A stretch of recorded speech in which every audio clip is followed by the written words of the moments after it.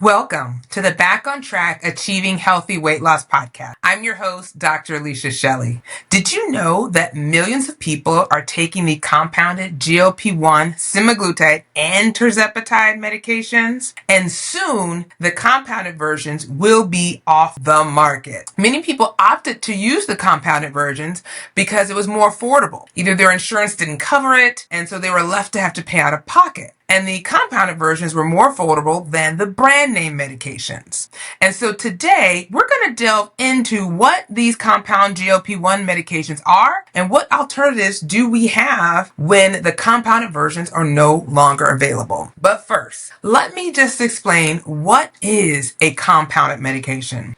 So a compounded medication is a custom-made drug that's prepared by a licensed pharmacist or compounding pharmacy to meet the specific needs of an individual patient. Now, sometimes compounding is used if a commercial available medication is not suitable for a patient, like either it has certain additives that they're allergic to, or different dosing requirements, or a different formulation. Like instead of a liquid, they prefer a liquid instead of a pill, or they want a cream. We've often used compounded medications for creams for like pain control, hormonal replacement. I have patients where the compounded version just worked better than the commercially available medication. And sometimes they want a cream or they want, a liquid instead of a patch or a tablet. So it's very helpful. But there are differences between what exactly a compounded medication is and a generic medication. Now, the compounded medication, even though they're using a commercial available medication, they're copying off of a commercial available medication, it does not have to be tested. It's not regulated by the FDA, and the FDA can't say that this compounded medication is effective. Now, there are certain compounding pharmacies that the FDA has oversight where they make sure the pharmacy is sanitary and has safe practices, but they're not testing the medication that the pharmacy is giving out to patients. And so they can't say if it's effective or not.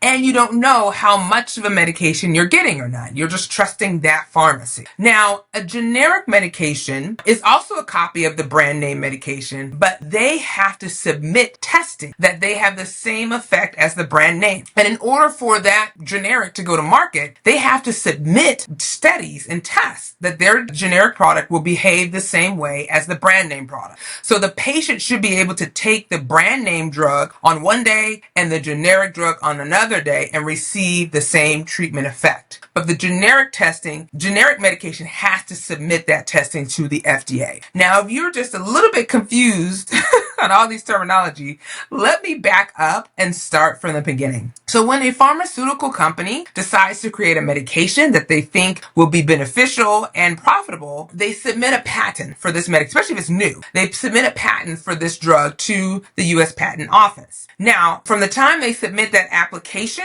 they have 20 years of exclusivity, meaning that no other company can copy this drug or use it in that same manner. Like they have 20 years of only them using this particular medication. Now, but once the patent expires, then other companies can come in and produce an equivalent. And when we look at our medications in the U.S. today, almost 90% of them have a generic equivalent. Like you can walk into Walmart, Target, all the different stores, and you can see a medication for Advil is generic ibuprofen. A medication for Tylenol is generic ibuprofen. These generics are all over.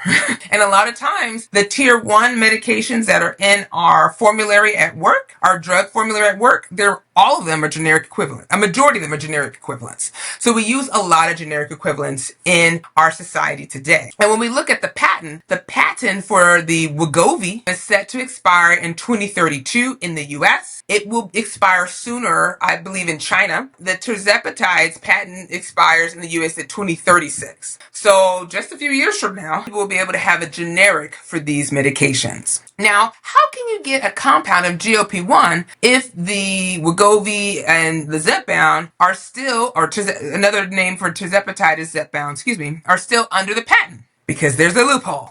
There's always a loophole. If a FDA approved medication is on the shortage list, then it is lawful to create a compounded version of that medication. And that is exactly what happened. When Wegovy and Zepbound came to the market, the companies knew that the demand for these type of medications that worked and that actually had significant weight loss was going to be higher than what they could produce. So they knew that this was going to happen. And it actually gave them time to kind of get their factories up and rolling so that they can be able to get off that shortage list. And they were only on the shortage list for maybe a little over a year. Now, when I say significant, these medications are a game changer. When we looked at the average weight loss that you see with lifestyle change alone, that's around 5 to 10% at the highest. When you add in the oral pills that we have, like phentermine, Contrave, now you're talking maybe, 8 to 14%. But when you added Wegovy and Zepbound to the picture, now you're seeing weight loss between 15 and 26%, depending on which study you look at. So it was a game changer. It was more effective in helping people lose weight than what we had before. Hence why there was such a huge demand for it. But the problem with compounded drugs is that they pose a higher risk than the FDA approved drugs because they don't undergo FDA review for safety, effectiveness, or quality before they are on the market. And then also we saw a lot of safety risks and errors and things that occurred with these compounded medications. In fact, the FDA had received multiple reports of adverse events requiring hospitalization because either people were not taking the proper dose, they were taking too many doses per week, instead of taking one dose per week, they're taking it per day. Some of them were taking too much of a prescription, like they were supposed to be at 10 units of the compound, but they took 25, they just misread the syringe, and some of them started tapering up too quickly. Now, you're supposed to stay at one dose for a month before going up to the next dose, but some people wanted to override that because they wanted to lose weight so quickly that they titrated up, and guess what? They got sick, they had nausea, vomiting, diarrhea. Some of them had to be hospitalized so they can get rehydrated and gone back. And some of my patients had to do that too because they made errors while they were dosing. Also, there were counterfeit Ozempic that was marketed to the US that was put out there when they had to investigate. Also, illegal online sales of these medications. I remember in prior podcast episodes before, I shared with you there was an Amazon account that was just selling GLP-1. Just GLP-1 shots. That's all it was selling. And we didn't know where it was coming from, what GLP-1 it was in there. Like, people were just doing their best to sell. And they had like at least 600 people who bought it. So, who bought that medication. So, there was so much there. And sometimes with the compounding, you don't know if it's how much, what's in there, whether it is the actual semaglutide or whether, what type of ingredients that they use. It just was not regulated. And it ended up being a safety hazard, to be honest with you. I remember one of my nurses telling me that one of her friends would go behind a fertilizer shed to get a guy who was selling a compounded vial for $40. Now, $40, that's not the right. You're like, what are you really getting, right? Is there caffeine in there? Like, you just don't know. So it became, it definitely was a safety risk. Now, those who got their compounded from a state licensing pharmacy, those were definitely a lot better. But those people who got them from different sources that were kind of sketchy, they tended to have more problems. But now, like I said in the beginning, is that this is going to be taken off the market. So like I said, the loophole was that as long as these medications are on the shortage list, then the compounded versions can be lawfully sold. But now they're being taken off the shortage list. So tirzepatide and semaglutide have now been taken off the shortage list. And so they have, for the tirzepatide, the state licensed pharmacies and physician compounding need to stop selling compounded medications as of February 18th, 2025. And for the outsourcing facilities who are creating these medications in bulk, they have until March 19th to stop selling that. And then also for semaglutide, for the state licensing pharmacies and physicians compounding, they have to stop selling theirs by April 22nd. And for the outsourcing facilities by May 22nd. So by the end of May, all these compounding medications will be off the market. So millions of people who are taking this, it's hard for us to even gauge how many people are taking it because there's so many different sources and they're not necessarily reliable as far as how many people are taking it. But all of those people are eventually not going to have have an alternative for compounded medication. So what can you do if you're taking a compounded medication and it is no longer available? Now, the first thing I tell everybody is that we definitely need to focus on our lifestyle habits. Even if you are on the brand name, when we look at those studies, everybody in that study, even people who were taking placebo, had lifestyle change. So they had to show that they were exercising at least 150 minutes per week. They were eating less, at least 500 calories less than what they normally do. And they had that. And when you add it, and so even people in placebo lost weight, but when you added the medications, they lost even more weight. So it is essential that you focus back on your lifestyle habits. Make sure you're eating a healthy, balanced diet, making sure you're getting your fruits, your vegetables, your protein in, most importantly.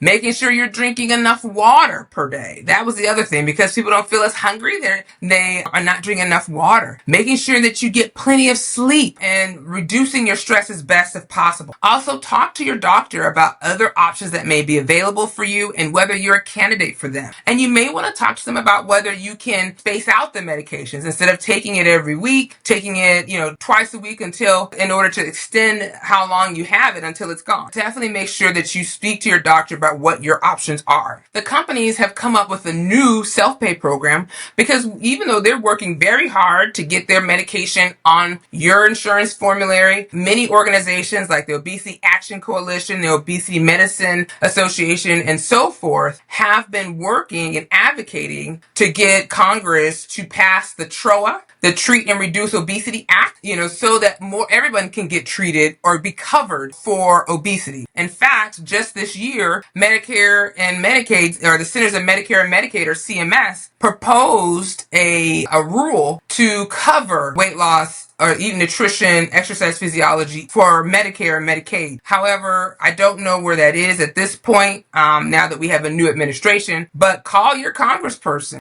Sometimes we need, if your insurance, your employer is not covering it, sometimes we all need to take action. You can't just sit here and not do anything. So definitely call your congress people, call your HR people, and hound them, tell them that you want this. Have a petition, say, hey, listen, all of us would really want this benefit at work if you can cover these medications. Sometimes just being that advocate first of all, it'll help you, but it'll also help your fellow employees. And then for all of us too, getting, what Medicare starts to cover, usually other insurances will start to cover. So it's important that we be able to advocate for ourselves. The different companies have come up with a new self-pay program to help reduce, because the prices were high. When they first came out, Zepbound, Wegovy, if you had to pay out of pocket, it was costing like $1,500.